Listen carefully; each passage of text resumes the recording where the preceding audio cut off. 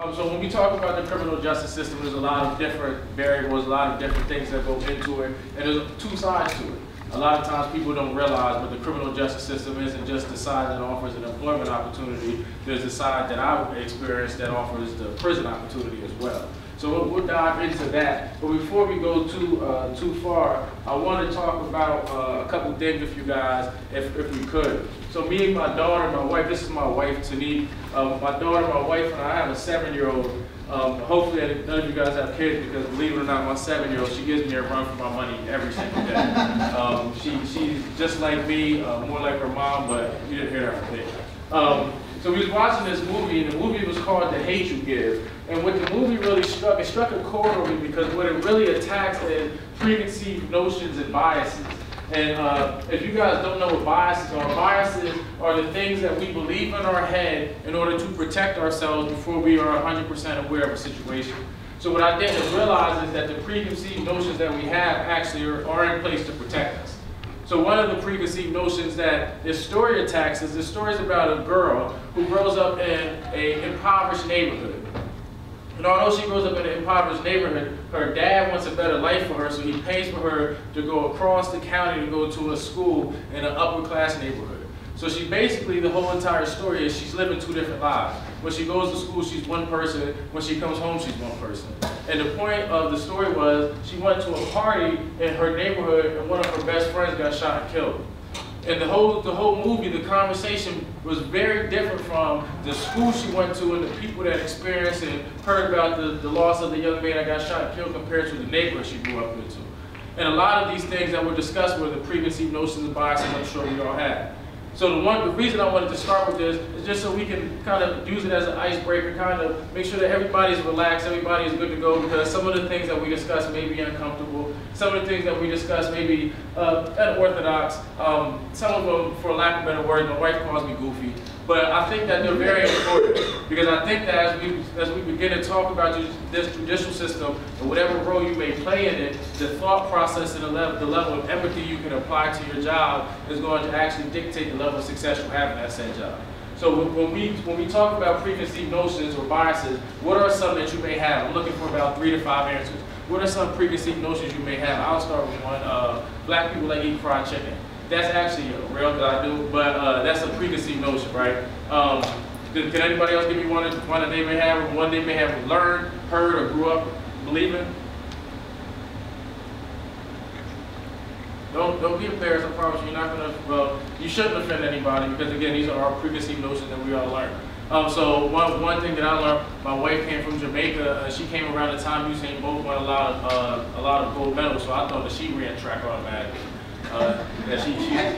She's named for that. But again, it was a preconceived notion, right? In my head, I associated the success Usain Bolt had being a Jamaican with her being Jamaican. So we have these thoughts and these preconceived biases in our heads, but the reason that we have these are they're meant to protect us. So on top of the preconceived notions, the one question that I wanted to pose to you guys is, what role does environment play in the upbringing of a person? Right, the whole nature versus nurture discussion. We have some psychology majors, am I right? So the nature versus nurture discussion. Because believe it or not, I recently learned that by the 3rd grade, if you're not on reading level, they're building another jail cell for you. And what happens is once they get enough people who aren't on the reading level, they build enough jail cells, all of a sudden you look around and you have 300 cells, guess what? You have a new jail being built. And just imagine my 3rd grade. So the question I have for you guys is, what role does the school to prison pipeline play in a person ending up on the wrong side of the judicial system? Because as we start looking at these stats, as we start looking at these numbers, we start realizing that the truth is, depending on where you grow up at, depending on the situation you have, would dictate whether you're going to be ending up in prison or not. And then we look around, and we always have these one-offs, or these people that actually made it out, these people that are actually successful, we never know what barriers they have to go through. So as we look at the judicial system, as we look at the justice system, and actually this being an introduction to the criminal justice system, we have to take into account not only the environment that people are in, but the preconceived notions and biases we have about those people and we have about those environments. Because as you start realizing that some people don't have an advantage in life, and that some people are being pushed to prison because they can't read by the time they get to the 3rd grade, all of a sudden you start realizing what else don't they have access to. Some of these people are single parent households, some of them are not. Some of them are multiple income households, some of them are not. However, the numbers and the reason that I like data is because the data can't lie. And when you look at the United States, one of the more advanced societies, and you realize we put more money in prisons than we do in education, you start to realize that the judicial system is here for a reason. However, the point of the judicial system, and I believe that we have one of the better judicial systems, especially when you look at some of these 3rd world countries, you start to realize that it's not a perfect system.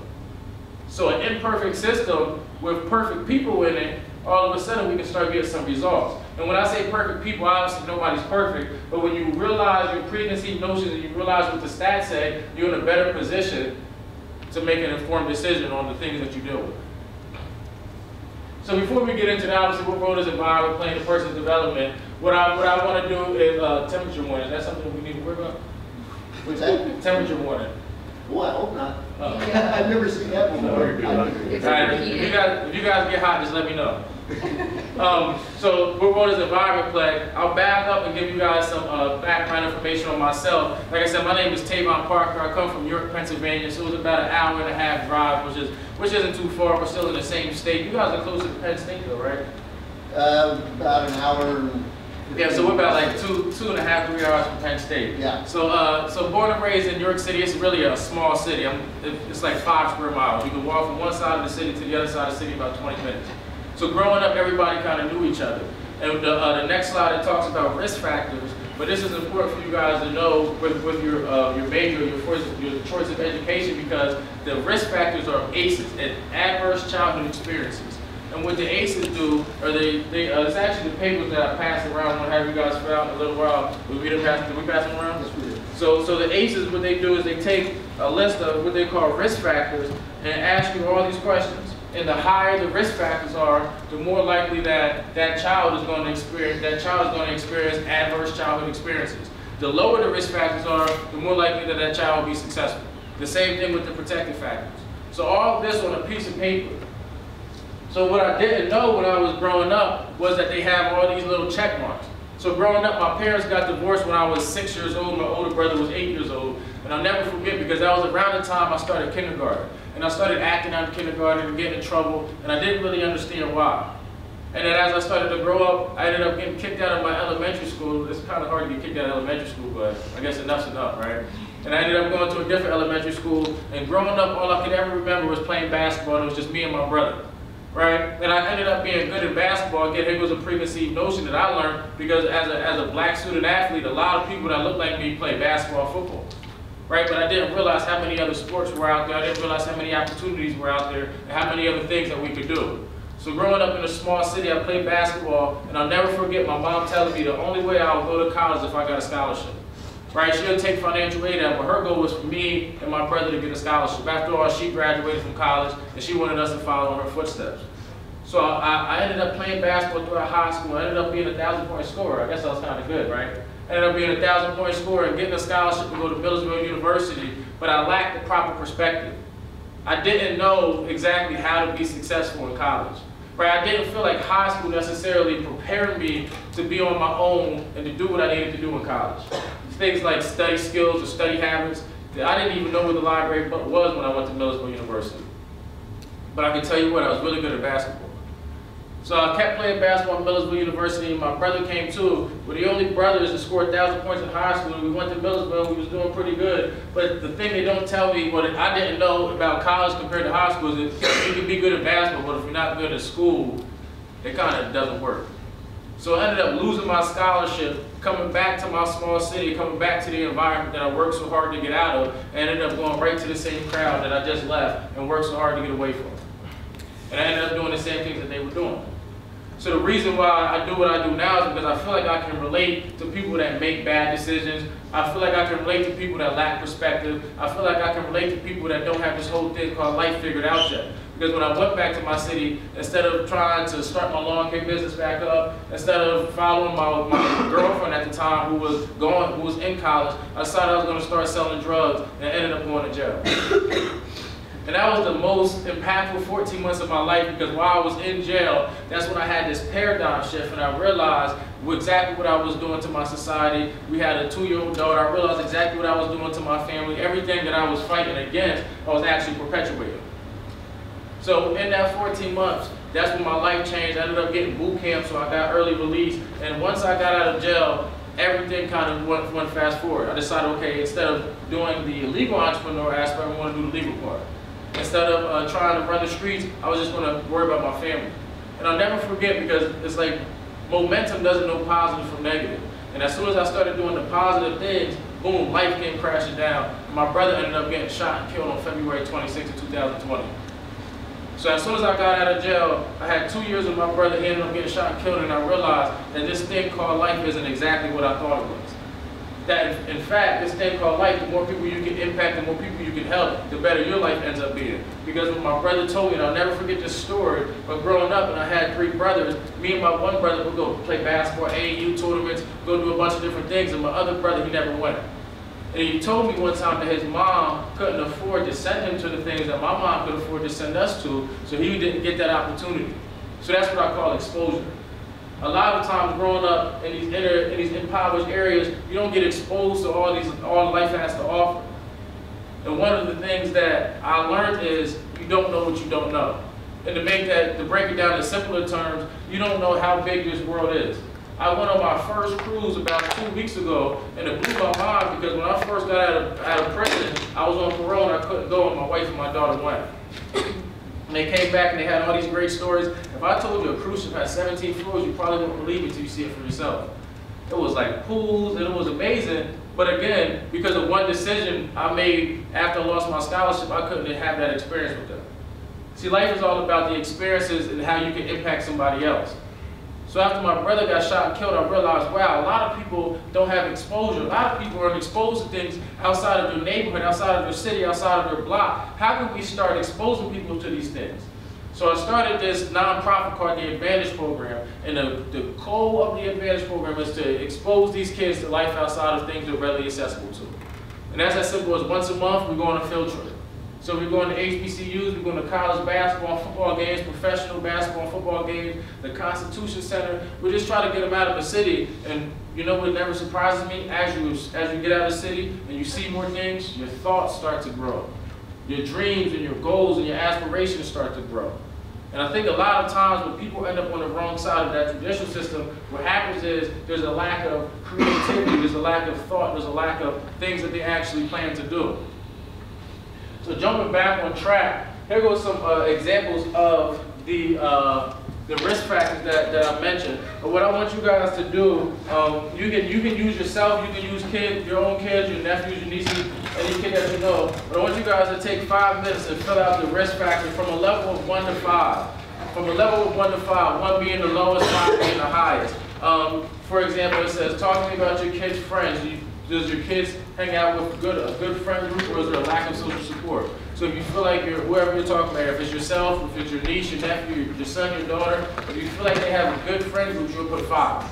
If you feel like they don't, you'll put 1. So on and so forth. After you guys are done the risk factors, you can jump down to the protective factors and do the same thing. But really think about it. And after you guys get done, we'll talk about it in a couple minutes.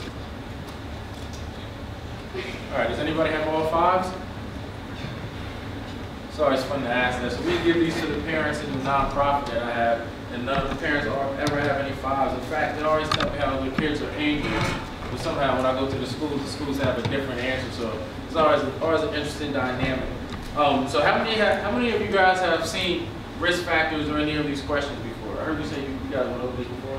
We haven't done it exactly like that, but we've talked about it. So why do you guys think that these risk factors are important? It singles out what that person needs to get the help for that certain aspect. I like it. So it singles out what a person needs to be able to help with that certain aspect. Anybody else? Shows what kind of support system they have. Shows what kind of support system they have. I like that. One more? Shows how surroundings can influence people. Shows how the surroundings can influence people. So all 3 of those answers are correct. These risk factors for my part, having a nonprofit, obviously with the nonprofit we get funding, we get grants and stuff like that. We have to be able to measure our impact. So if a kid enters our program and they have all 5s on their risk factors, which we have. Some kids, a social worker or somebody in the justice system will refer them, a probation officer, a second chance program will refer a kid and they have all 5s. So when a kid comes in and they have all 5s, after they're with our program for 6 months, we show that their 5s start turning into 4s and start turning into 3s, which is very important because now we can track the data that shows we're making an impact. We can show that a kid that enters this program and has high risk factors and low protective factors now has connection to a caring adult, now has good pro-social relations with their friends. So this gives us a way to track the data. Because believe it or not, police officers, judges, lawyers, everybody that's in that judicial system, you guys are going to have to be able to gauge exactly what you're dealing with, because every situation and scenario is different. On top of what you're dealing with, you're going to have to gauge, is this person a threat to themselves or society? The more connected a person is to pro-social relationships, a connected adult, and pro-social environments, the more likely that they're a risk to the community or to themselves. So that's my spiel on risk factors. I do think they're very important. And what I didn't realize growing up is how risk factors change. So for me, growing up in a 2-family household, from 1 to 5, my risk factors would have been relatively low. As soon as my parents get divorced, what happens to my risk factors? They go up. As soon as both my parents get remarried, what happens to my risk factors? They go back down. So risk factors are relative and they can change, so they're not the end all be all, but they do give you an idea of what you can expect. So before I went to jail, obviously nobody's life's perfect. But what I realized is before I went to jail and after I went to jail, something was very similar in both of the scenarios. So before I went to jail, I lost my scholarship. I had financial stress, which is a fancy way of saying I was broke. A lack of a stable job, selling drugs, and lazy mindset. So the reason I have a lazy mindset is because my lack of a stable job led to me selling drugs, which I thought would cure the financial stress after I lost my scholarship. Like if I had numbers, I would put like little number 1, 2, 3, 4. But then the funny thing is, after jail, I realized there was a parole, there was a record that was still affecting me to get a job, no ability to get my passport. The passport was really big to me. That cruise changed my life. I had a curfew because I was on parole. I had legal fees and then just other restrictions.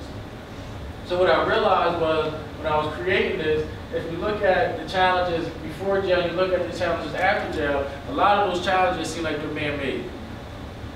And this is the part where this isn't necessarily about the judicial system, this is about your own personal development, your own personal growth. When you start looking at the challenges and the things that you face in your life, are those things that you can control, those things that are outside of your control.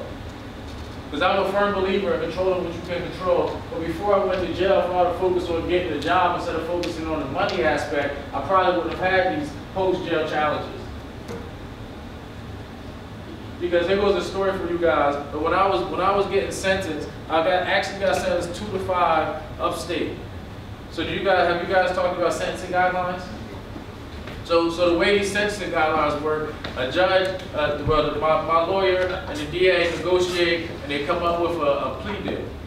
And the plea deal was 2 to 4 years upstate. I was already on probation, so they were going to cancel the probation and transfer me to state parole, and I would get 2 to 4 years.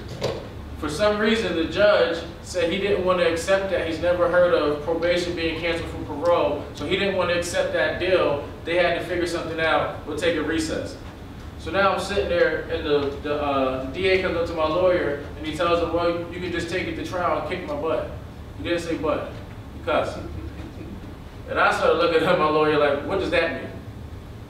So the judge comes back out and he tells the lawyer and the DA say, we're going to go up on the back number and we say 2 to 5. Does that appease the courts? The judge said yes. I was saying, well, there it goes then. I signed the paper. I didn't realize until I was released from prison that because I did 14 months, I still had 3 years and 8 months to walk off before I was a free man. So basically what happens is when you go to jail, whatever number that you don't do in jail, you have on parole or probation. The difference between parole and probation is when you go to the county jail, parole is when you go upstate. So because they went up on my tail number, I ended up doing a whole nother year on parole, which means a whole nother year without a passport. This passport didn't change my life. So I realized very quickly that how out of control everything in my life was. Because the judge said no, he wasn't going to accept the 2 to 4, I ended up having to do a whole nother year and wasting some time of my life. Luckily, I did what I needed to do while I was on parole, so my parole officer wasn't, well, he was nice, for lack of better words, he was nice. But again, I know people where if you get a parole restriction or you get a violation, you end up going back to jail, and all that time that you did on the streets, on that number, you end up having to do on the inside. So I wanted to show you guys the Advantage program, which is the mentoring program that I mentioned, and give you guys some information about what we do. Because a lot of times people always ask, well, what can we do to keep our young men out of the judicial system? What can we do to keep our young ladies out of the judicial system? So what we decided to do, and this is one thing I know Professor Jess has seen, we had a reformed felons panel where there's a group of people that actually successfully came back into society after being incarcerated, and they got to share their story and some of the things that worked for them. Like I said, the biggest thing is really just trying to expose these youth and these people that we deal with and we work with about the different opportunities. So financial education, we have banks come in. And when the banks come in, what they do is they then begin to educate the kids on credit, educate the kids on savings accounts, checkings accounts. We have a bunch of different, we have People's Bank come in, we've had Members First Bank come in. We've had career fairs. One of our biggest goals is to help these young men and young ladies that we work with know what they want to do after high school. A lot of times, I'm a perfect example, but college isn't for everybody. And when I realized that I was struggling in college and I thought my life was over, I didn't think about being an entrepreneur. So we help these young men and these young ladies figure out exactly what they want to do after college, or after high school, excuse me, whether it's college, whether it's a trade school, military, entrepreneurship. If you don't have a plan, you kind of plan to fail. And I think a lot of times we fail these kids that are coming up in the judicial system. We did take some kids to the Penn State football game, and then just some fun things, letting kids be kids. But again, it's about offering an environment where people feel safe, where they can grow, produce, and be themselves. A lot of times these kids have to put on a facade and be somebody that they're really not, just so they can fit in. Here goes the educational reform, where we have people from a trade school, college, military, as well as entrepreneurs coming to speak, our partners. So that's just a quick overview that I wanted you guys to see, because like I said, a lot of times the question is, what can we do to help? What can we do to impact these kids? And a lot of times we don't realize that we have the power right in our hands. Right? Whether we're police officers, whether we're judges, whatever role we play in the judicial system, we have the power to impact these kids and to make sure that we're leaving the next generation better than our generation.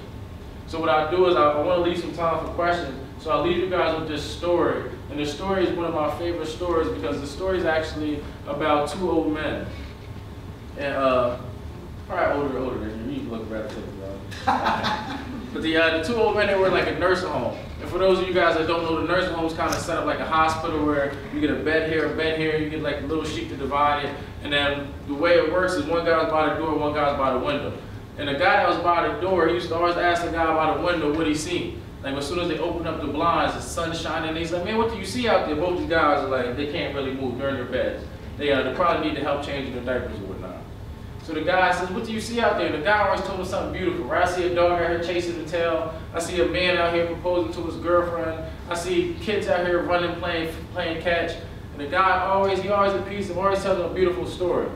And one day, that guy that was by the window, he ended up dying. And he ended up dying by old age. They tell me that's the best way to go out, dying by old age. He ended up dying by old age, and what happened was the guy that was by the door asked the nurse if she could move his bed. Like, hey nurse, my guy's not here anymore. Is it okay if I go over there to where he was at? I want to see what he was seeing. And the nurse, she couldn't really figure out what the difference is in the rooms. You know, the door, it's the same room. But she said, you know what, I'll get some help in here. I'll move you. So she got a big, strong guy like you two. She probably would come get you two and say, hey, can you guys come help me move this guy over here? So you guys move the guy over. The guy starts looking out the window, and all he sees is like a big brick wall. There's just nothing there but a brick wall. And he says to the nurse, he says, hey nurse, I need you to come back. I need you to move that wall too. And the nurse is like, I'm not getting those guys back in here. I don't know what you're talking about. He said, well, there's something wrong because my guy told me that there was dogs chasing their tails and there was kids out here playing and that there was a girl out here getting proposed to. He told me a lot of beautiful things, and all I see is this brick wall. Can you come move this wall so I can see all the stuff? And the nurse looked at him and she started laughing. And he said, I didn't tell a joke. And the nurse said, you didn't know, did you? And my guy said, I didn't know what? She said that you didn't know that that man that was by that window was born blind and he couldn't see anything out that window if he wanted to? And my guy looked at her dumbfounded and said, so how did he come up with all that stuff? And the nurse said, he did that for you. Every day, anything he told you he seen out there, he did that to make your day better. Because he knew that if you were looking out this window, you would probably be pessimistic, negative. But every day he came up with something to make your day a little better. And I love telling that story because what I want to leave you guys with is whatever profession, whatever role you find yourself taking on this thing we call life, always remember you have an opportunity to make somebody else's day better, and your life will always be worth it. Thank you guys for your time. I am Tavon Parker. I do want to open it up to any questions you guys may have.